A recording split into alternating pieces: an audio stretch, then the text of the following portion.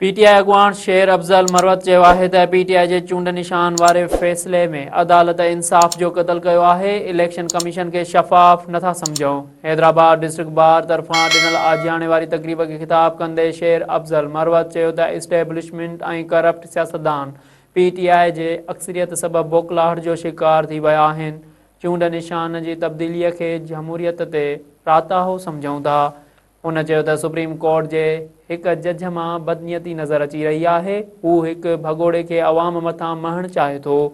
हुन चयो त जॾहिं निज़ाम बोसीदा थी वञे त अवाम जूं नज़रूं अदालत ॾांहुं हूंदियूं आहिनि, पर उहा अदालत पाण हिकु शख़्स जी धुर थी वञे त पोइ छा कजे।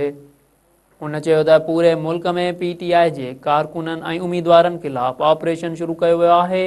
उम्मीदवारनि इलेक्शन वर्क करण न पई ॾिनी वञे।